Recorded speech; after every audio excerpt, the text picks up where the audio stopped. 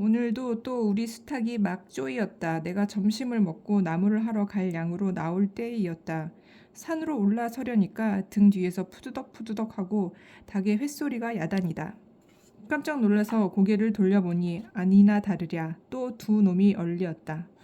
점순네 수탉이 덩저리 작은 우리 수탉을 함부로 해내는 것이다.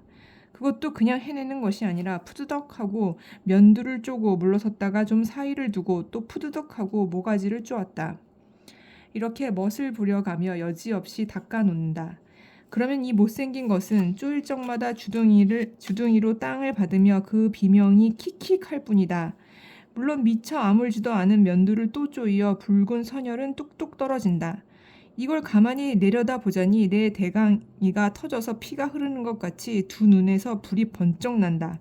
대뜸 지게 막대기를 메고 달려들어 점순네 닭을 후려칠까 하다가 생각을 고쳐먹고 헛매질로 떼어만 놓았다.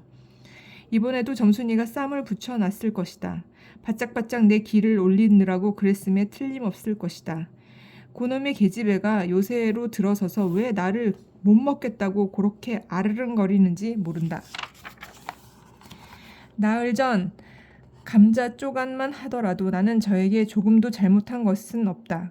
계집애가 나무를 캐러 갔으면 갔지. 남 울타리 엮이는데 쌩이질 하는 것은 다 뭐냐? 그것도 발소리를 죽여가지고 등 뒤로 살며시 와서 얘, 너 혼잣만 일하니? 하고 긴치 않은 수작을 하는 것이다.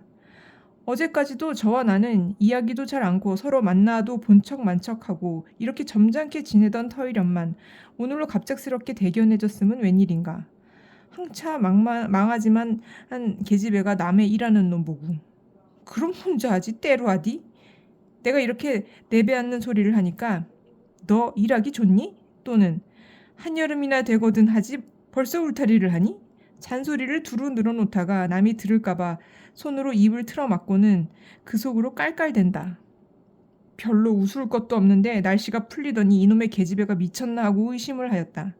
게다가 조금 뒤에는 제 집게를 할끔할끔 돌아보더니 행주 치마의 속으로 꼈던 바른 손을 뽑아서 나의 턱 밑으로 불쑥 내미는 것이다.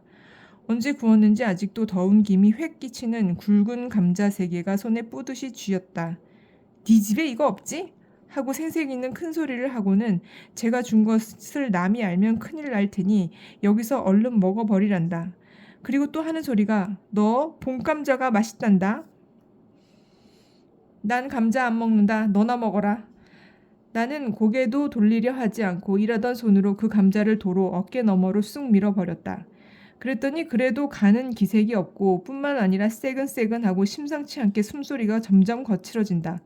이건 또 뭐야 싶어서 그때서야 비로소 돌아보니 나는 참으로 놀랐다. 우리가 이 동리에 들어온 것은 근 3년째가 되어 오지만 여태껏 가무잡잡한 점순이의 얼굴이 이렇게까지 홍나무처럼 새빨개진 법이 없었다. 게다가 눈에 독을 올리고 한참 나를 요렇게 쏘아보더니 나중에는 눈물까지 어리는 것이 아니냐? 그리고 바구니를 다시 집어들더니 이를 꼭 악물고는 엎어질 듯 자빠질 듯 논뚝으로 힝헉해 달려나가는 것이다.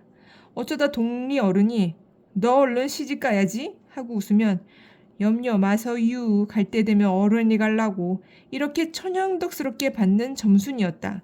본시 부끄러움을 타는 계집애도 아니려니와 또한 분하다고 눈에 눈물을 보일 얼병도 아니다. 분하면 차라리 나의 등허리를 바구니로 한번 모질게 후려 때리고 달아날지언정. 그런데 고약한 그 꼴을 하고 가더니 그 뒤로는 나를 보면 잡아먹으려고 기를 복복 쓰는 것이다. 서로 주는 감자를 안 받아 먹은 것이 실례라고 하면 주면 그냥 주었지 네 집에 이거 없지는 다 뭐냐.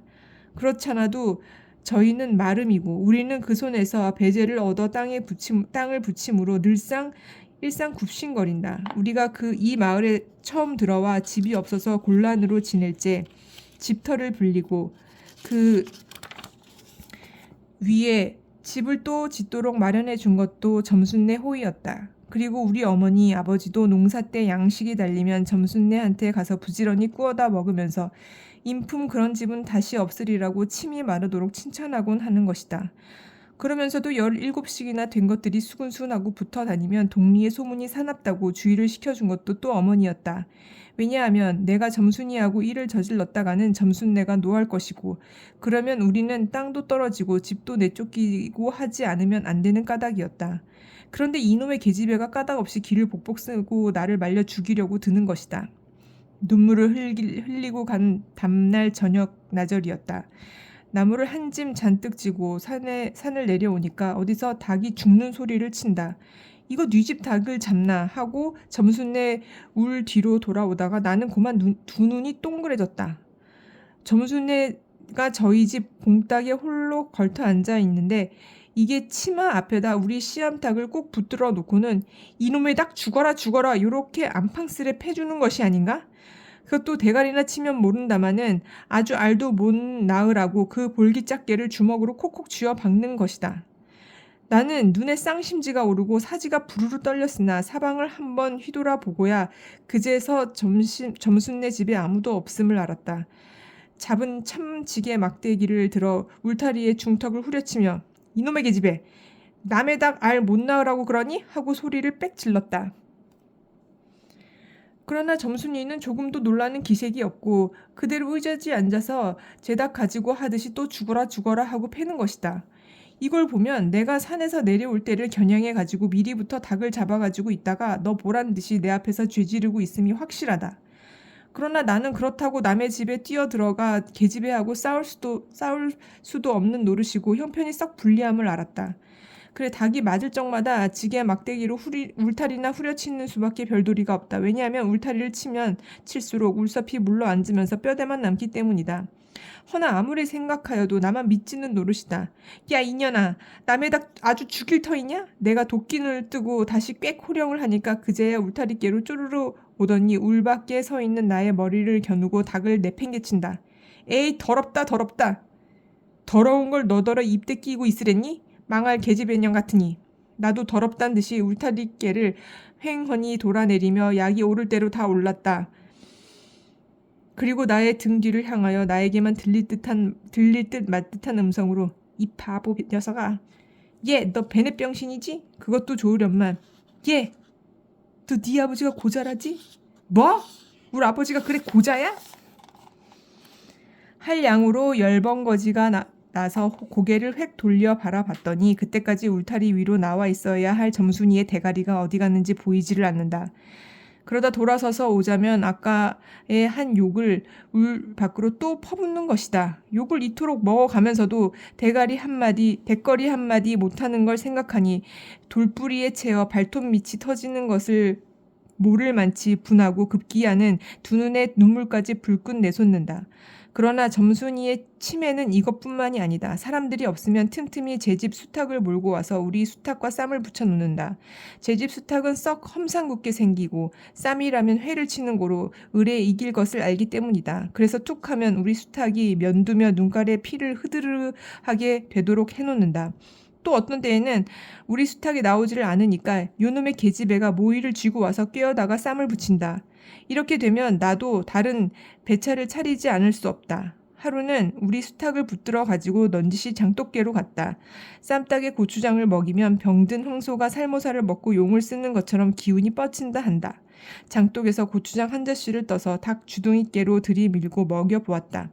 닭도 고추장의 맛을 들였는지 거스르지 않고 거의 반 접시 턱이나 곧잘 먹는다. 그리고 먹고 금세는 용을 못 쓸 터이므로 얼마쯤 기운이 들도록 회 속에 가두어 두었다.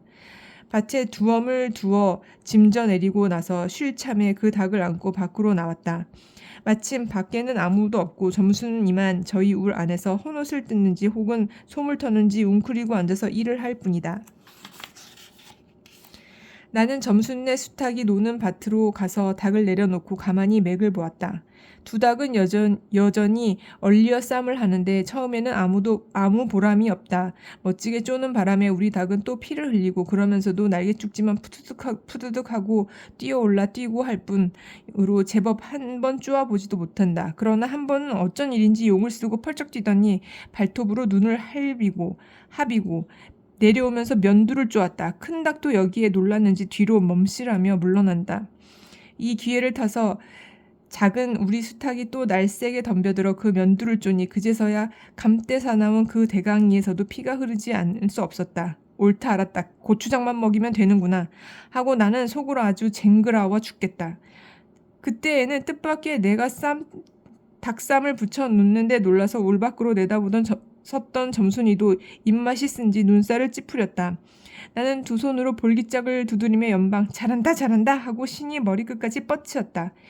그러나 얼마 되지 않아 나는 넋이 풀려 기둥같이 묵묵히 서 있게 되었다. 왜냐하면 큰 닭이 한 번 쪼인 안가품으로 호들갑스럽게 연거푸 쪼는 서슬에 우리 수탉은 찔끔하고 막 고른다. 이걸 보고는 이번에는 점순이가 깔깔거리고 되도록 이쪽에서 많이 들으라고 웃는 것이다. 나는 보다 못하여 덤벼들어서 우리 수탉을 붙들어 가지고 도로 집으로 들어왔다. 고추장을 좀 더 먹였더라면 좋았을걸. 너무 급하게 쌈을 붙인 것이 퍽 후회가 난다. 장독대로 돌아와서 다시 턱 밑에 고추장을 들이댔다. 흥분으로 말미암아 그런지 당최 먹질 않는다. 나는 할 일 없이 닭을 반드시 누이고 그 입에다 관련 물뿌리를 물리었다. 그리고 고추장에 물을 타서 그 구멍으로 조금씩 들이부었다. 닭은 좀 괴로운지 킥킥하고 재채기를 하는 모양이나 그러나 당장의 괴로움은 매일같이 피를 흘리는데 될 게 아니라 생각하였다. 그러나 한두어 종지가량 고추장 물을 먹이고 나서는 나는 고만 풀이 죽었다. 싱싱하던 닭이 왜 그런지 고개를 살며시 뒤틀고는 소나기에서 뻗어지는 것이 아닌가? 아버지가 볼까 봐서 얼른 회에다 감추어 두었더니 오늘 아침에서야 겨우 정신이 든 모양이다. 그랬던 걸 이렇게 오다 보니까 또 쌈을 붙여 놓으니 이 망할 계집애가 필연 우리 집에 아무도 없는 틈을 타서 제가 들어와 회에서 꺼내 가지고 나간 것이 분명하다. 나는 다시 닭을 잡아다 가두고 염려스러우나 그렇다고 산으로 나무를 하러 가지 않을 수도 없는 형편이었다. 소나무 삭정이를 따며 가만히 생각해보니 암만 해도 고년의 목쟁이를 돌려놓고 싶다. 이번에 내려가면 망할년 등줄기를 한번 되게 후려치겠다 하고 싱둥벙둥 나무를 지고는 불이 나게 내려왔다. 거지반 집에 다 내려와서 나는 호두기 소리를 듣고 발을 딱 멈추었다. 산기슭에 널려있는 굵은 바위돌 틈에 노란 동백꽃이 소보록하니 깔리었다. 그 틈에 끼어 앉아서 점순이가 청승맞게 시리 호두기를 불고 있는 것이다. 그보다도 더 놀라운 것은 그 앞에 또 푸드덕푸드덕 하고 들리는 닭의 횟소리다. 필연코 요년이 나의 약을 올리느라고 또 닭을 집어다가 내가 내려올 길목에다 쌈을 식혀놓고 저는 그 앞에 앉아서 천년들의 호두기를 불고 있음에 틀림없으리라. 나는 약이 오를 대로 다 올라서 두 눈에서 불과 함께 눈물이 퍽 쏟아졌다. 나무 지게도 벗어놓을 새 없이 그대로 내동댕이 치고는 지게 막대기를 뻗치고 허둥지둥 달려들었다. 가까이 와보니 과연 나의 짐작대로 우리 수탉은 피를 흘리고 거의 빈사지경에 이르렀다. 닭도 닭이려니와 그러함에도 불구하고 눈 하나 깜짝 없이 그대로 앉아서 호두기만 부는 그 꼴에 더욱 치가 떨린다. 동리에도 소문이 났거니와 나도 한때는 걱실걱실이 일 잘하고 얼굴 예쁜 계집애인 줄 알았더니 시방 보니까 그 눈깔이 꼭 여우새끼 같다. 나는 대뜸 달려들어 나도 모르게 모르는 사이에 큰 수탉을 단매로 때려 엎었다.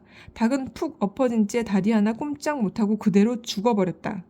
그리고 나는 멍하니 섰다가 점순이가 매섭게 눈을 흡뜨고 닥치는 바람에 뒤로 벌렁 나자빠졌다. 이놈아, 너 왜 남의 닭을 때려 죽이니? 그럼 어때? 하고 일어섰다가 뭐 이 자식아? 누구 집 닭인데? 하고 복장을 떼미는 바람에 다시 벌렁 자빠졌다. 그리고 나서 가만히 생각하니 분하기도 하고 무안스럽기도 하고 또 한편 일을 저질렀으니 이제 땅도 떨어지고 집도 내쫓기고 해야 될는지 모른다. 나는 비슬비슬 일어나며 소매자락으로 눈을 가리고는 얽김에 엉 하고 울음을 놓았다. 그러다 점순이가 앞으로 다가와서 그럼 너 이다음부터 안 그럴 테냐? 하고 물을 때에야 비로소 살 길을 찾은 듯 싶었다. 나는 눈물을 우선 씻고 뭘 안 그러는지 명색도 모르지만 그래 하고 무턱대고 대답하였다. 요담부터 또 그래봐라. 내가 자꾸 못살게 굴 테니. 그래 이젠 안 그럴 테야. 닭 죽은 건 염려 마라. 내가 안 잃을 테니. 그리고 멋에 떠밀렸는지 나의 어깨를 짚은 채 그대로 픽 쓰러진다.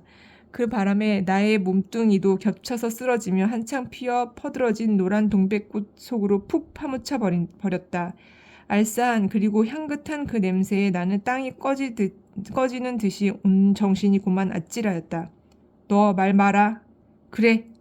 조금 있더니 요 아래서 점순아 인연이 바느질 하다 말고 어딜 갔어? 어딜 갔다 온 듯 싶은 그 어머니가 역정이 대단히 났다. 점순이가 겁을 잔뜩 집어먹고 꽃 밑을 살금살금 기어서 산 아래로 내려간 다음 나는 바위를 끼고 엉금엉금 기어서 산 위로 치뱉지 않을 수 없었다.